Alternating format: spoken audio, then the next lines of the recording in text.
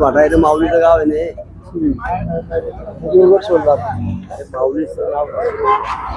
नमस्कार. आपण या ठिकाणी देवगड फाट्यामध्ये आलो आहोत. एक दिंडी आहे, त्यांचे जे मुख्य महाराज आहे, आपण त्यांच्याकडून एक्झॅक्टली जाणून घेऊ की त्यांचा काय अनुभव आहे, आषाढी पंढरीला जाताना त्यांचं काय म्हणणं आहे आणि त्यांचा काय उत्साह आहे. ऍक्च्युली काय आहे की पाऊस चालू आहे, पावसामुळे भक्तांमध्ये पावसाचा जोर जरी वाढलाय तरी भक्तांचा जो उत्साह आहे तो सुद्धा ओसंडून वाहत आहे.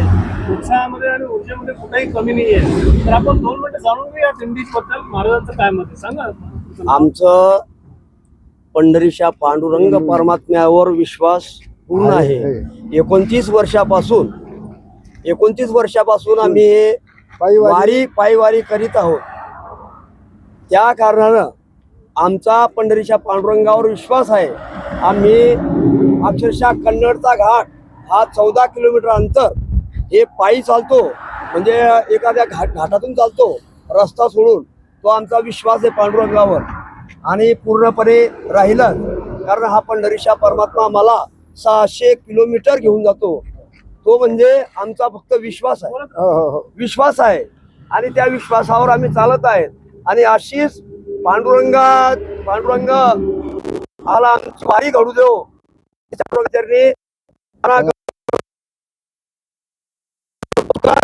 कुणालाही काही त्रास होत नाहीत.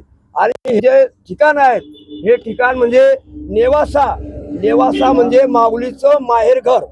हे माऊलीचं माहेरघर आहे आणि या माहेरघरामध्ये आम्ही हे युट्यूबवर एक साधना करत आहोत. आणि अशीच पांडुरंगाच्या प्रार्थना करतो की अशीच पायी वारी आम्हाला घडो. आज आम्हाला 29 वर्षापासून काही त्रास न होता पंढरीच्या परमात्मा आम्हाला पंढरपूर घेऊन जातो. चंद्रभागेमध्ये आम्ही स्नान करतो. स्नान केल्यानंतर दर्शन बारीमध्ये थांबतो. बारी झाल्यानंतर दर्शन घेऊन आम्हाला खूप तृप्ती वाटते.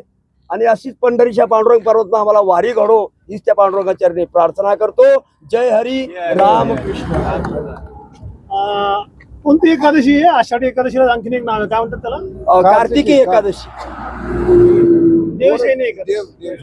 देवशयनी इथं जे आहेत आपले लाडके प्रिय भगवान विष्णू, पांडुरंग, विठ्ठल हे योग निद्रेमध्ये जातात 4 महिने, त्याला चातुर्मास म्हणतात. हो. आणि कार्तिक एकादशीला ते परत जागृत होतात आणि 4 महिने आपले देवादिदेव महादेव या संपूर्ण सृष्टीचा भार सांभाळतात.